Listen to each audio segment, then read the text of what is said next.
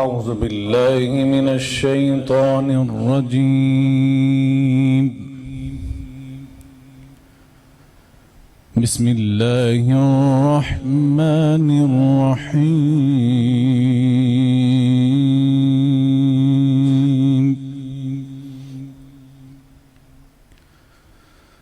لو أنزلنا هذا القرآن على جبل لرأيته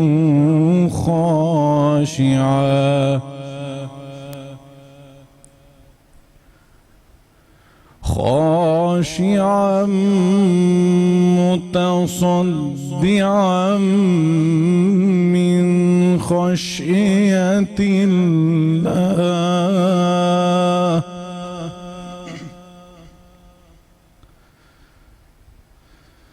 لو أنزلنا هذا القرآن على جبل لرأيته خاشعا متصدعا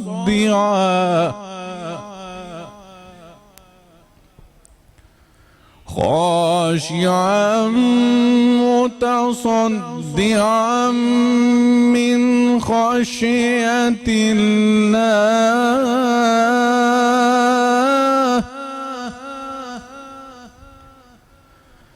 وتلك الأمثال نضربها للناس لعلهم يتفكرون.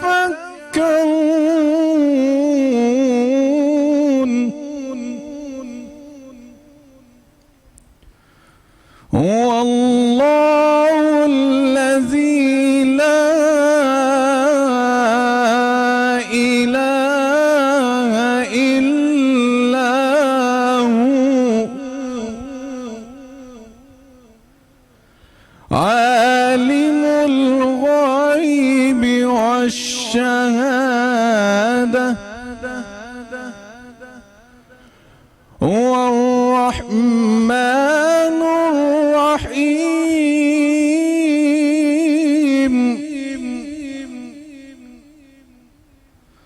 هو الله الذي لا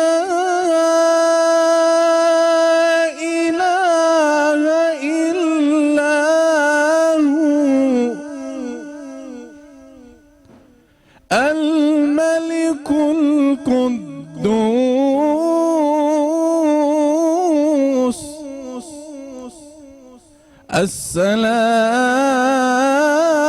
السلام المؤمن المهيمن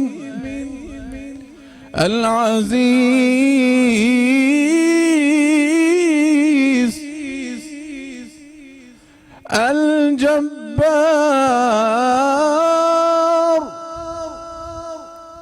المتكبر. سبحان الله عما يشركون.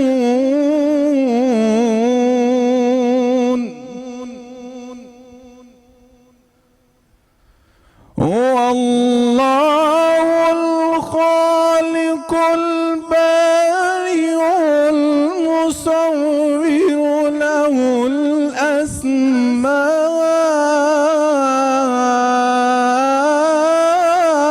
الحسنى.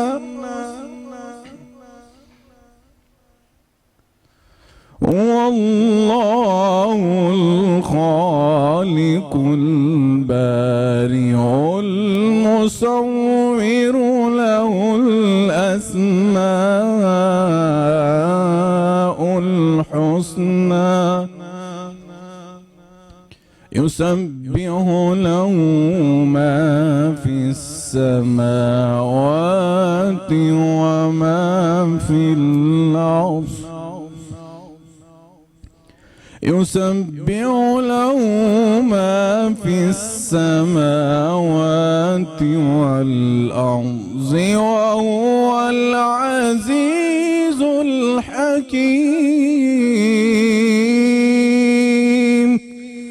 صدق اللہ العلی العظیم۔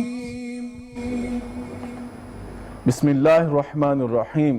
اللہم صلی علی سیدنا و نبینا محمد وعلی آلہ وبارک وسلم وصلی علیہ۔ السلام علیکم ناظرین، رمضان کے رنگ سہ ٹرانسمیشن اور میں ہوں سید اسامہ بخاری۔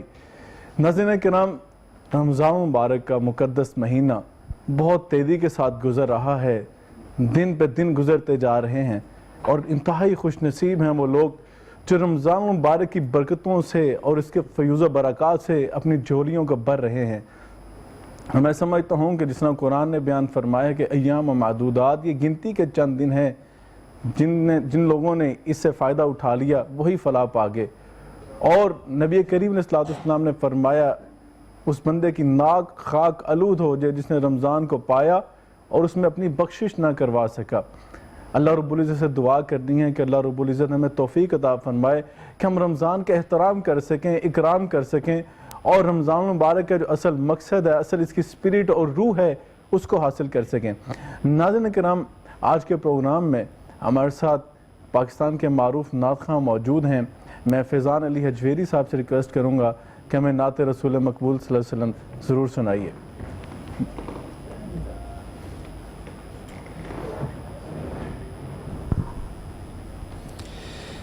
سارے نبیوں کے عہدے بڑے ہیں،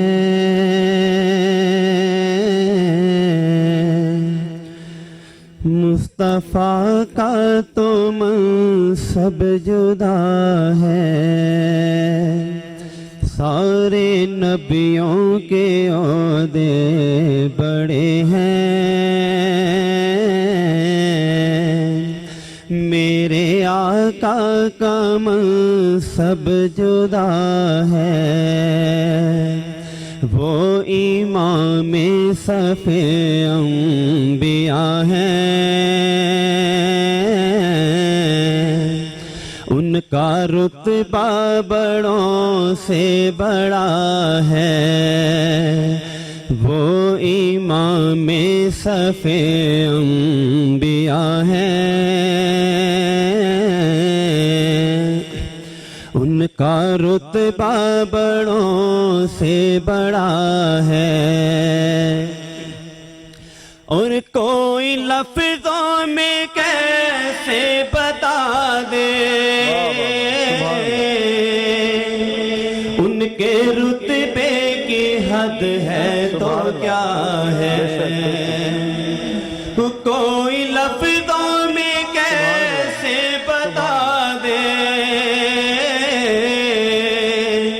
ان کے رتبے کی حد ہے تو کیا ہے۔ ہم نے اپنے بڑوں سے سنا ہے، صرف اللہ ہی ان سے بڑا ہے۔ ہم نے اپنے بڑوں سے سنا ہے، صرف اللہ ہی ان سے بڑا ہے۔ اور نام جنت کا تو نے سنا ہے، میں نے اس کا نظارہ کیا ہے۔ اور نام جنت کا تو نے سنا ہے، میں نے اس کا نظارہ کیا ہے۔ اب یہاں سے تمہیں کیا بتاؤں، ان کی نگری کی گلیوں میں کیا ہے۔ اب یہاں سے تمہیں کیا بتاؤں، ان کی نگری کی گلیوں میں کیا ہے۔ ماشاءاللہ ماشاءاللہ، بہت خوبصورت، کیا خوبصورت نعت ہے۔ سارے نبیوں کے رتبے بڑے ہیں، مگر میرے آقا کا رتبہ سب سے بڑا ہے. اور یقیناً آپ کو اللہ رب العزت نے یہ فضائل میں سے یہ خوبی عطا کی تھی کہ اللہ نے سارے نبیوں میں سے اعلیٰ بنایا, امام الرسل بنایا, امام الانبیاء بنایا. ناظرین کرام, ہمارے ساتھ حافظ جمیل صاحب موجود ہیں, انتہائی خوبصورت نعت پڑھتے ہیں. ہم ان سے بھی ریکویسٹ کریں گے کہ ہمیں نعت رسول مقبول صلی اللہ علیہ وسلم سنائیں اور ہمارے دلوں کو منور فرمائیں. جے بلاوے کدے سبحان اللہ. سونا تے مدینے جاواں, واہ واہ واہ. جے بلاوے کدے سونا تے مدینے جاواں, دید ماہی دی کراں دل دیاں ریجاں لاواں, دید ماہی دی کراں دل دیاں ریجاں لاواں, جے وخاوے کدی مولا تے میں جا کے دیکھاں,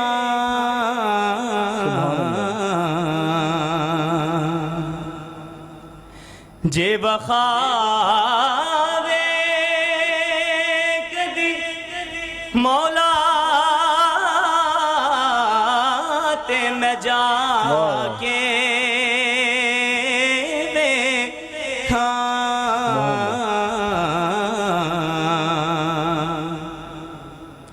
او بہاراں او مدینے دیاں ٹھنڈیاں چھاواں, دید ماہی دی کراں دل دیاں ریجاں لاواں, سبحان اللہ سبحان اللہ. جیڑی ترتی تے میرے آقا دے آئے نے قدم, سبحان اللہ سبحان اللہ. واہ واہ. جیڑی ترتی تے میرے آقا دے آئے نے قدم,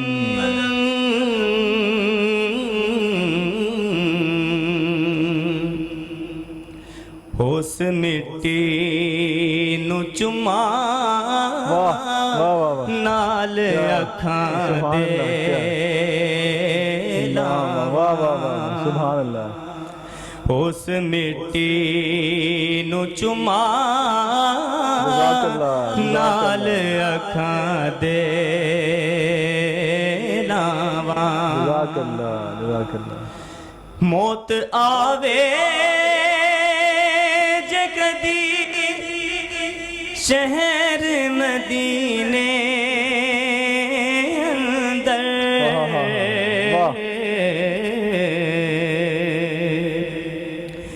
میرا ایمان ہے مر کے بھی حیاتی پاواں, سبحان اللہ سبحان اللہ. دید ماہی دی کراں دل دیاں ریجاں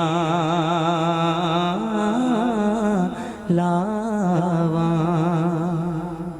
ماشاءاللہ ماشاءاللہ, جزاک اللہ آپ صاحب. بہت خوبصورت پنجابی کلام اور اتنی خوبصورت ادائیگی.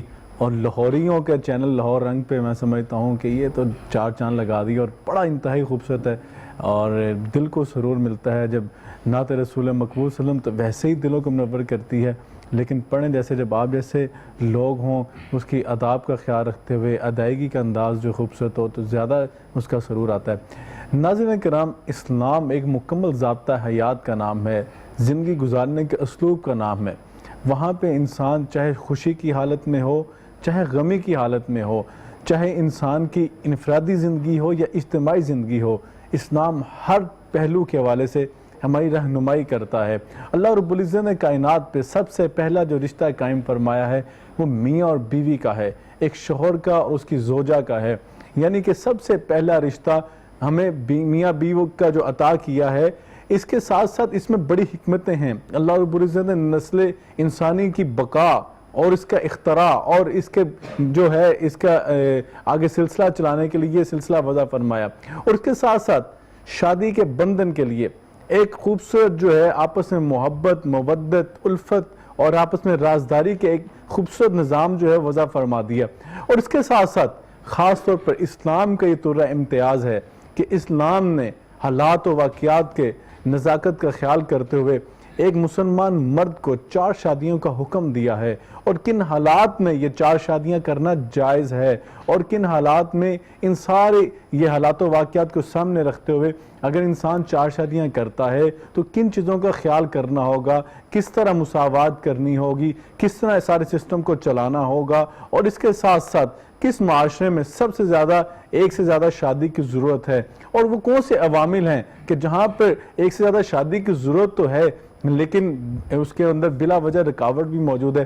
اس پہ ہم بات کریں گے۔ آج ہمارے ساتھ مہمان موجود ہوں گے، ہمیشہ کی طرح پروفیسر نادیہ خان قادری صاحبہ موجود ہوں گی، خاتون مذہبی اسکالر ہیں اور خواتین کے مسائل کے حوالے سے بہت خوبصورت گفتگو کرتی ہیں، اور ان کے ساتھ ہمارے ساتھ موجود ہوں گے مفتی طارق سراجوی صاحب، نامور عالم دین ہے، وہ ہماری ٹرانسمیشن کا حصہ ہوں گے۔ ہم اپنی گفتگو کا آغاز کریں گے، لیکن اس سے پہلے ہمیں ایک بریک پہ جانا ہے۔ ہمارے ساتھ رہیے گا، بریک کے بعد آتے ہیں اور اس اہم موضوع پہ اپنی گفتگو کا آغاز کرتے ہیں۔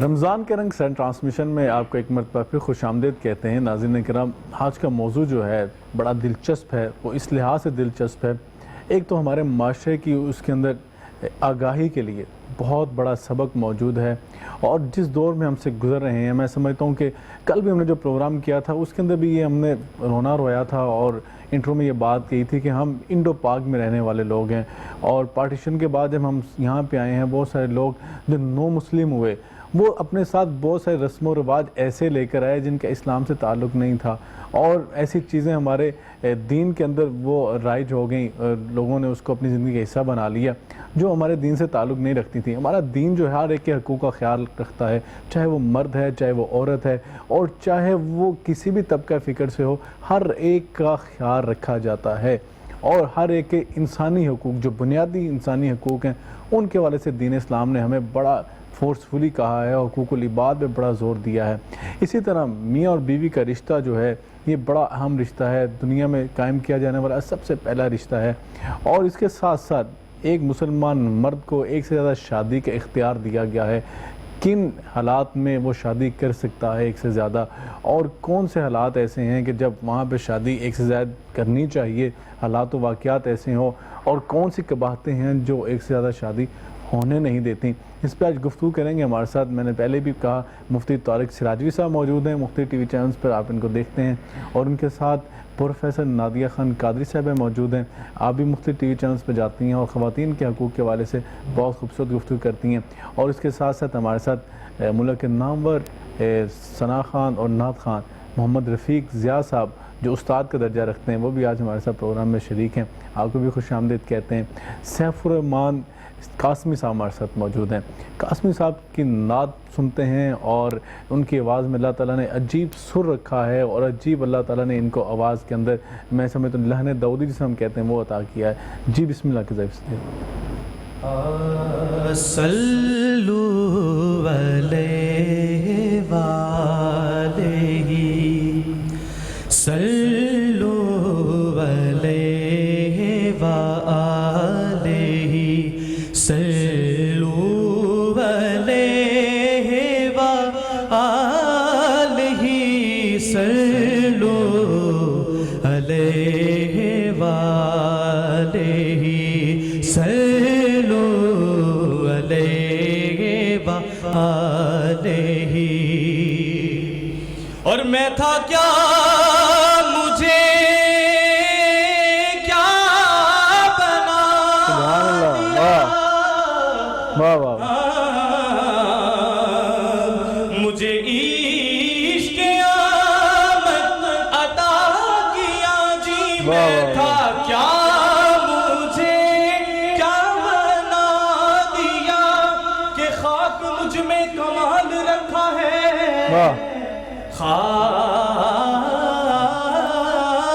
مجھ میں کمال رکھا ہے، مصطفیٰ نے سنبھال رکھا ہے، ارے میرے عیبوں پہ ڈال کر پردہ مجھے اچھوں میں ڈال رکھا ہے جی، میں تھا کیا مجھے کیا بنا دیا، مجھے عشق آمد عطا کیا، مجھے عشق آمد عطا کیا، ہو بھلا حضور کی آل کا، ہو بھلا حضور کی آل کا، صلو علیہ وآلہ صلو علیہ وآلہ۔ سبحان اللہ، دعا جی کہ آوے کرما والی جیو گھڑی، سبحان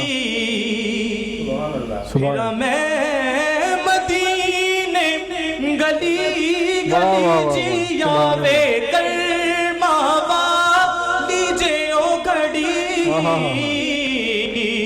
پھر میں مدینے گلی گلی کہ اس نے بھی مدینہ دیکھ لیا، اس نے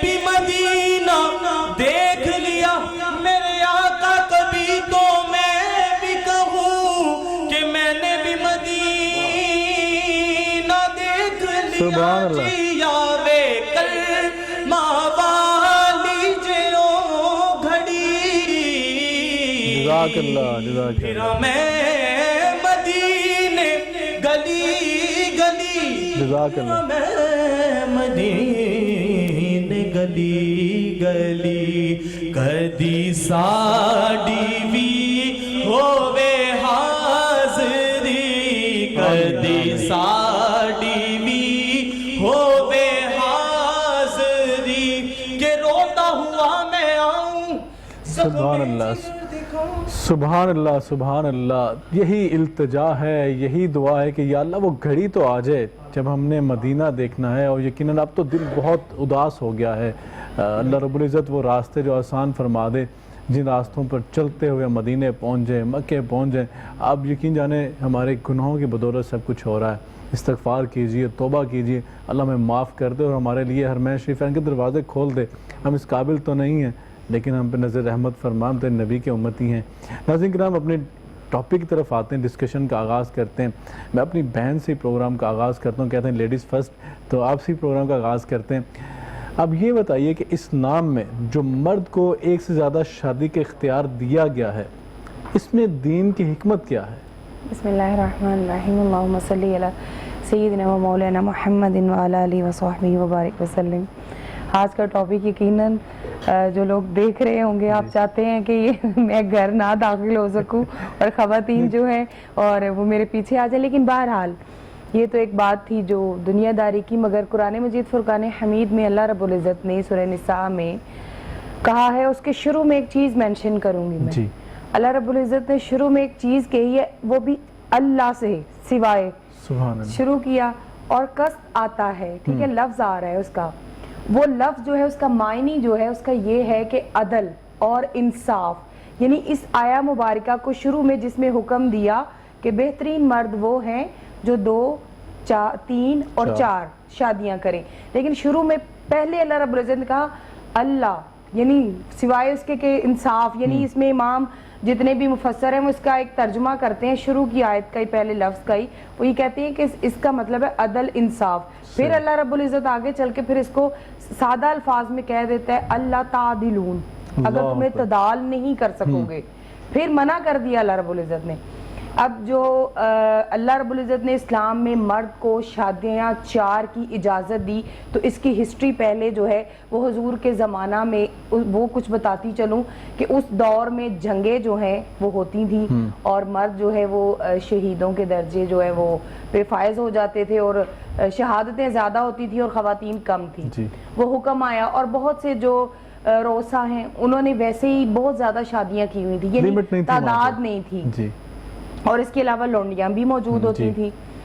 مگر جب یہ حکم آ گیا نا 4 شادیوں کا، تو اس کو پھر اللہ رب العزت نے اس کے لیے کیا جو اس صاحب استطاعت ہو، عدل و انصاف پہ قائم رہنے والا شخص ہو، اور اس کو یہ علم ہو کہ میں نے اعتدال کرنا ہے۔ اب یہاں پہ اسامہ بھائی اعتدال کا ہرگز یہ مطلب نہیں ہے کہ آپ نے اس کو سوٹ لے کے دیا ہے تو مجھے بھی لے کے دیں، اچھا یہ بھی نہیں ہے۔ اعتدال کا مطلب یہ ہے کہ وہ جو نان و نفقہ ہے اس میں بیلنس کرے۔ اچھا اور بعض نان و نفقہ یہ مجھے بتائیں کہ نان و نفقہ ہمارے بعض لوگ کہتے ہیں کہ برابر دینا چاہیے، ہم یہ دیکھتے ہیں کہ بعض اوقات ایک خاتون کے 3 بچے ہیں، ایک کا 1 بچہ ہے، ایک کے 6 بچے ہیں، ایک کے 4 بچے ہیں، یہ بڑی خوبصورت بات ہے۔ تو یہ بتائیں یہاں پہ نان و نفقے مدل کیسے کرنا ہے؟ یہ دیکھیں میری بات سنیں، انصاف وہ خاتون کا خرچہ جو اس کو ہے، آپ دیکھیں ہمارے جو علماء اکرام ہے نا وہ ایک درجہ نکالتے ہیں خواتین کے لیے انکم میں سے کہ کچھ اس کی ذاتی ضرورت کے لیے اس کو عورت کا نان نفقہ کہتے ہیں۔ بچوں کا جو حق ہے نا وہ تو آپ دیکھیں نا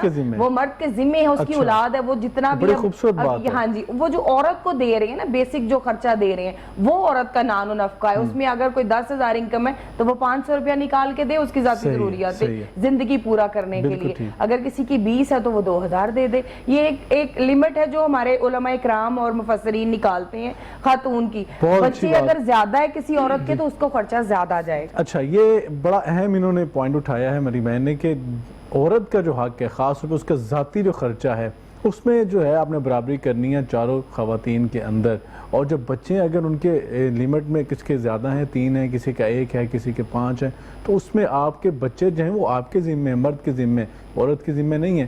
اسی میں ہم بات کریں گے، ہمارے ساتھ مفتی صاحب بھی موجود ہے۔ مفتی صاحب دین اسلام کی خصوصاً حکمت کے ساتھ شرط لگا دی ہے اعتدال کی، اور ساتھ حکم بھی دیا جا رہا ہے کہ 2 بھی کرو، 3 بھی کرو، 4 بھی کرو، اور بعض علاقوں میں تو آپ دیکھیں ریشو جو ہے خواتین کی وہ زیادہ ہے مردوں سے، وہاں پہ کیا کیا جائے؟ بسم اللہ الرحمن الرحیم، الصلاۃ والسلام علیکہ یا سیدی یا رسول اللہ وعلی آلکہ واصحابکہ یا سیدی یا حبیب اللہ۔ بہت شکریہ ڈاکٹر اسامہ بخاری صاحب۔ یہ اللہ رب العزت چونکہ علیم بھی ہے، خبیر بھی ہے اور حکیم بھی ہے۔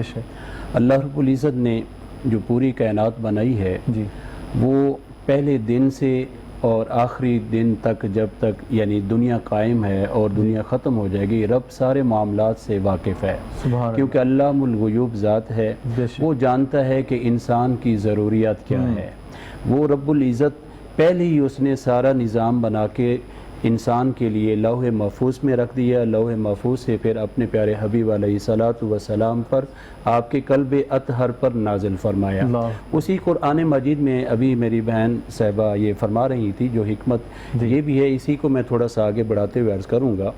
اب دیکھیں ہم اگر اسلام سے قبل دیکھتے ہیں تو حضرت سلیمان علیہ السلام آپ کی 700 شادیاں نظر آتی ہیں۔ اسی طرح اگر ہم ان کو شری کرشنا کو دیکھتے ہیں تو وہ 16,000 شادیاں نظر آتی ہیں۔ یعنی مختلف اگر مذاہب کا ہم مطالعہ کریں جو آج اس پر بڑی واویلا کرتے ہیں، بڑی آوازیں کستے ہیں اور آوازیں اٹھاتے ہیں، حقیقت میں باقی جگہوں پہ یہ نہیں ہے۔ یہ صرف ہمارا برِ صغیر کا جو ایریا ہے، لیمٹ نہیں ہے، یہ صرف ہمارے ہاں ایسا ہے کیونکہ ہم نے اللہ رب العزت نے، اچھا میں یہ بھی بتاتا چلوں، اللہ رب العزت نے مرد اور عورت کو شرف میں، عزت میں، عظمت میں برابر کا مقام دیا ہے. یہاں ایسا نہیں ہے کہ مرد کی کوئی زیادہ فضیلت ہے اور عورت کی کم ہے. وَمَا خَلَقَ الذَّكَرَ وَالْأُنْثَى. یہاں اللہ رب العزت نے مرد اور عورت کو برابر کی عزت دی ہے، برابر کا مقام دیا ہے. کچھ مسائل میں جو ہیں عورت کا کم ہے، مرد کا زیادہ ہے، وہ دنیاوی لحاظ سے عورت اوپر ہے، ہاں کچھ میں عورت اوپر ہے، مرد نیچے ہے. اسی طرح میں عرض یہ کرنا چاہتا ہوں، پہلے کچھ اسلام سے قبل جو تھا معاملات یہ تھے کہ عورت کو کس طریقہ سے انہوں نے رکھا ہوا تھا، ردی سمجھا ہوا تھا، جانوروں سے بھی کم درجہ دیا ہوا تھا. لیکن یہ اسلام نے ہی عورت کو عزت عطا فرمائی ہے، اسلام نے ہی عورت کو مقام عطا فرمایا ہے. اسلام نے عورت کو ماں بنایا، اسلام نے عورت کو بہن بنایا، اسلام نے عورت کو بیوی بنایا. اور اسی عورت سے تمام انبیاء کرام سوائے حضرت آدم علیہ السلام کے سارے انبیاء اسی عورت کے وطن مبارک سے پیدا ہوئے ہیں. جتنے بھی عیسیٰ بھی ہیں، موسیٰ بھی ہیں، حتیٰ کہ اللہ کے پیارے حبیب، اللہ کے پیارے محبوب حضرت محمد صلی اللہ علیہ وآلہ وسلم بھی اسی عورت کے وطن سے تشریف لائے ہیں. تو عرض کرنے کا مطلب یہ ہے کہ اللہ رب العزت نے یہ حکمت کیوں رکھی؟ یہ 4 شادیاں یا 3 شادیاں یا 2 شادیاں، اس کی وجہ کیا تھی؟ اللہ رب العزت جانتا تھا کہ کچھ وقت ایسے آئیں گے، ماحول ایسا ہوگا، جیسے حدیث پاک میں بھی موجود ہے. آپ علیہ السلام نے فرمایا قرب قیامت عورتوں کی کثرت ہوگی. جب عورتوں کی کثرت ہوگی تو صاف ظاہر ہے عورت کے لوازمات ہیں، اسی طرح مرد کے لوازمات ہیں. تو اللہ رب العزت نے یہ پہلے ہی قانون رکھ دیا ہے کہ اگر انسان کی یہ ضرورت بڑھ جائے اور عورت کی تعداد کثیر ہو جائے، یعنی بڑھ جائے، تو پھر مرد کو کیا حکم ہے؟ مرد کے لیے ہے کہ وہ 2 شادیاں بھی کر سکتا ہے، 3 بھی کر سکتا ہے، 4 بھی کر سکتا ہے. یہ اسلام نے یہاں پر 4 پر سٹاپ لگا دیا ہے. اس سے اوپر انسان اپنے پاس بیویاں نہیں رکھ سکتا. یہ اسلام نے جو حکمت اس میں بیان کی، مفتی صاحب بتا رہے ہیں کہ ہر ایک کے حقوق ہیں. جس طرح قاضی صاحب فرما رہی تھی کہ جب جنگوں میں جب مرد شہید ہو جایا کرتے تھے، ان کی بیوہ ہوتی تھیں، تو ان کی زندگی ابھی باقی ہوتی تھی، اکثر جوان ہوتی تھی، ان کے بچے ہوتے تھے یتیم، تو ان کو جو ہے کوئی کفالت کرنے والا چاہیے تھا، ان کو کوئی سایہ چاہیے تھا جو سایہ شفقت کرتا. تو وہ اس کے لیے اسلام نے یہ بڑا خوبصورت نظام بنایا ہے. اس کے علاوہ ایک بڑا اہم سوال ہے، اسلام تو اجازت دے رہا ہے، لیکن ہم جس معاشرے میں رہتے ہیں، اگر ہم اس کا موازنہ ان معاشروں کے ساتھ کریں جہاں دیگر معاشروں میں بھی اسلام موجود ہے، تو ہم دیکھتے تھوڑا سا فرق اور کنفلکٹ نظر آتا ہے. ہمارے معاشرے کی خواتین جو ہیں وہ اپنے مرد کو وہ ایکسٹرا میریٹل افیئرز کی اجازت تو دیتی ہیں، لیکن دوسرے نکاح کے وقت جو ہے وہ ایک رکاوٹ پیدا کرنے کی کوشش کرتی ہیں، باوجود اس کے کہ ان کو پتا ہوتا ہے کہ ہمارا شوہر جو ایکسٹرا میریٹل افیئرز میں جو ہے وہ ملوث ہے. بالکل ایسے ہی ہے، اور آج کل یہ ایک بیماری بن گئی ہے جی، اور یہ ایسی بیماری ہے کہ جو لا علاج ہے، اس کا علاج بھی نہیں ہے. اور اس کی ریزن یہی ہے کہ میں ایک حدیث کے ساتھ آپ کو ایک ثابت کروں کہ خواتین کو اس مقام پہ سوچنا چاہیے کہ حضور علیہ السلام کا کیا فرمان ہے. حضرت صبان رضی اللہ تعالیٰ نے فرمایا کہ ہم سفر پہ جا رہے تھے حضور علیہ السلام کے ساتھ. ہم نے وہاں پہ حضور علیہ السلام کے سامنے عرض کیا کہ کوئی ایسا عمل پتہ چلے جو سب سے بہتر ہو. حضور علیہ السلام نے فرمایا کہ جو زبان سے اللہ کا ذکر الہی کرتا ہے وہ عمل بہت بہترین ہے. جو قلب اللہ کی تمام عنایات پہ شکر گزار ہو جاتا ہے وہ. اور تیسرا عورت کے حوالے سے کہا ایماندار عورت جو اپنے شوہر کا حکم مانتی ہے. اب وہ سارے حکم میں کیا آ جاتا ہے؟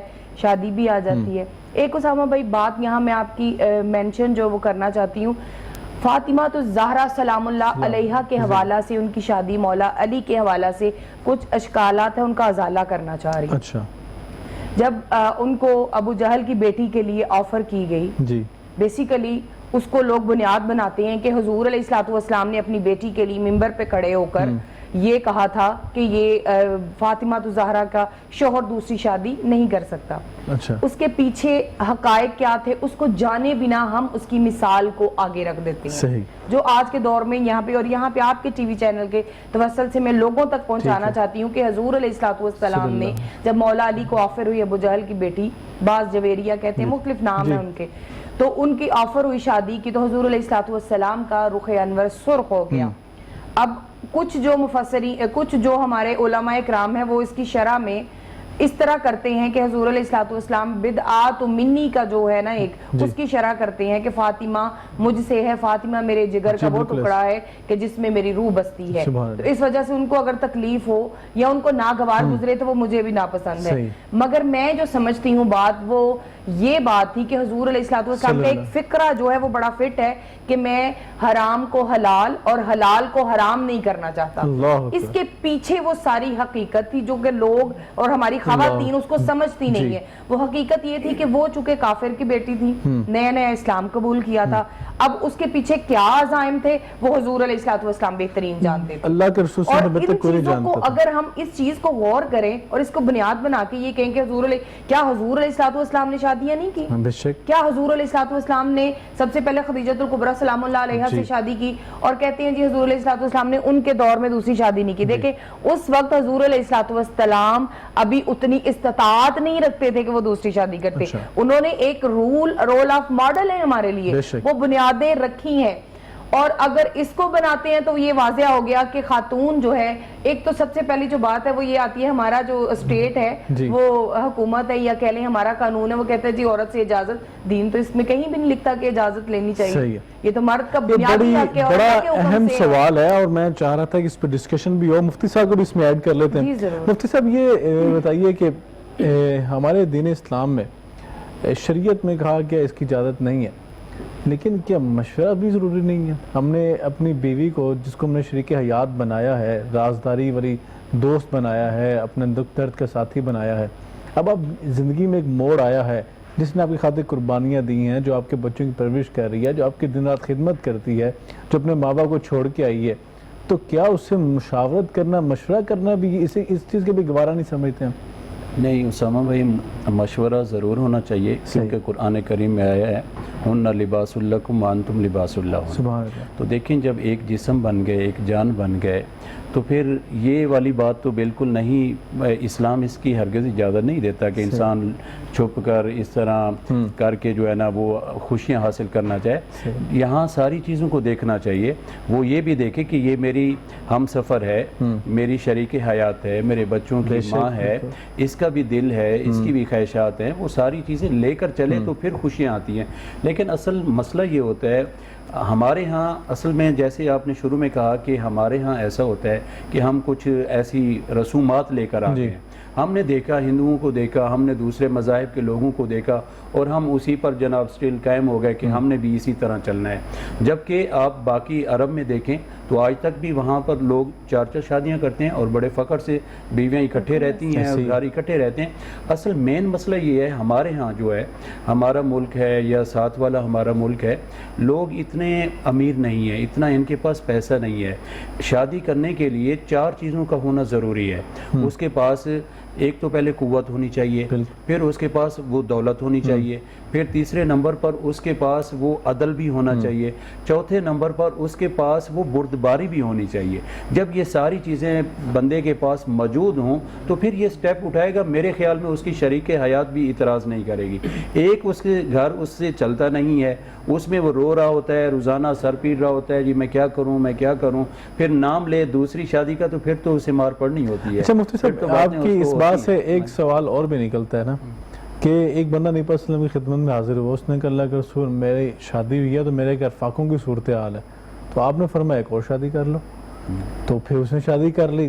تھوڑی دیر بعد پھر اللہ کے رسول نے میرے گھر تو زیادہ بھوک ہوگی، 2 اسے کرنے پڑ گئے، آپ نے فرمایا تیسری کر لو.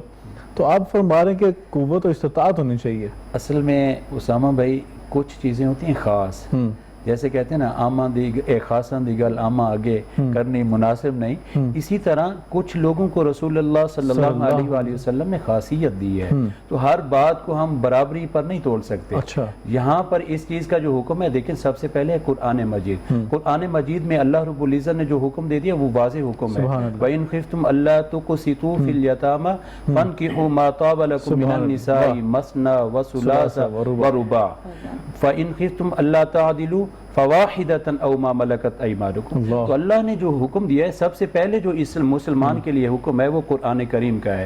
قرآن کریم میں اگر اسے حکم نہیں مل رہا تو پھر وہ حدیث پاک کی طرف آئے گا، تو لہٰذا ہم پہلے قرآن پاک کی طرف جائیں گے، بعد میں حدیث پاک۔ مفتی صاحب کی بات بڑی اہم ہے، قرآن پاک کا ہمیں حکم ماننا ہے، اور ہمارا عقیدہ یہ ہے کہ حدیث رسول صلی اللہ علیہ وسلم کی حجت بھی اتنی ہے جتنی قرآن کریم کی حجت ہے۔ ہمارے ساتھ موجود ہیں رفیق ضیاء صاحب، اور آپ استاد ہیں، اور آپ سے ہم ریکویسٹ کریں گے ایک خوبصورت سی نعت رسول مقبول صلی اللہ علیہ وسلم میں سنا دیجیے۔ میں اعظم چشتی صاحب کا بسم اللہ۔ لکھا ہوا کلام جی۔ ان کا پڑھا ہوا جی۔ میرے لیے سعادت کی بات ہے۔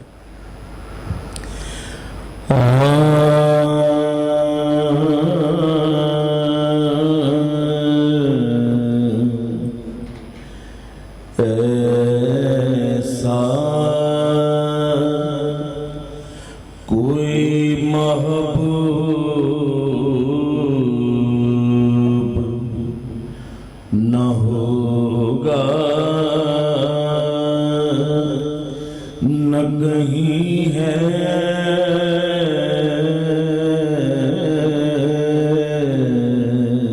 سبحان اللہ۔ ایسا ایسا کوئی محبوب نہ ہوگا، نہ کہیں ہے،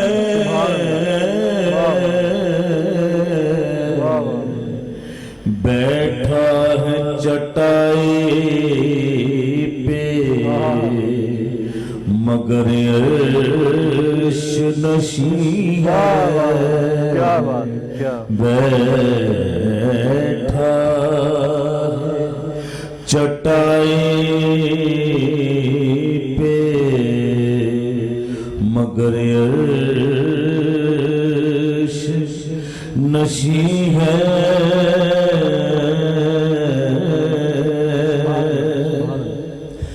ملتا نہیں کیا کیا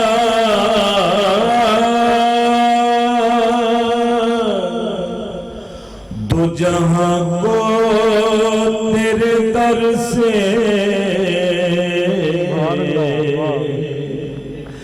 ملتا نہیں کیا کیا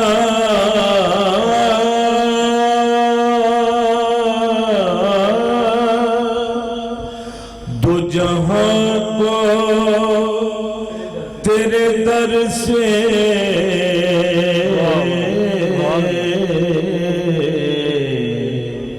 ایک لفظ نہیں ہے جو تیرے لب پہ نہیں ہے،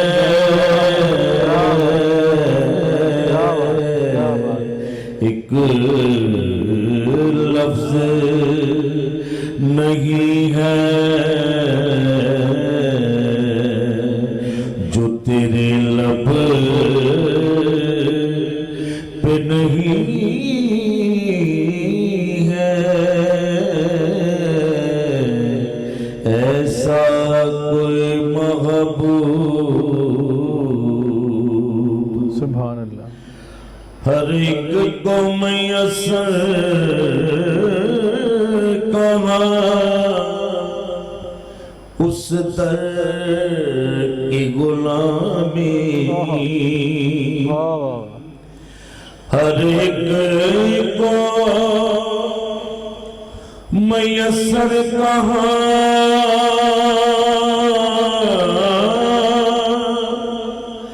اس در کی غلامی،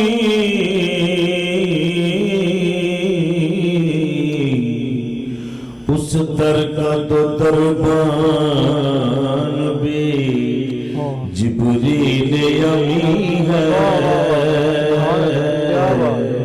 اس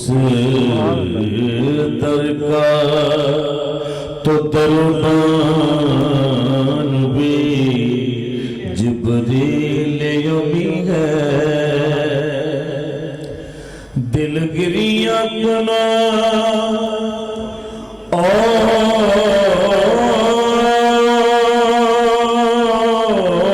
اور نظر سوئے مدینہ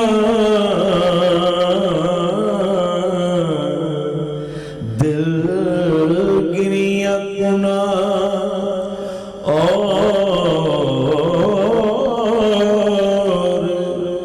نظر سوئے مدینہ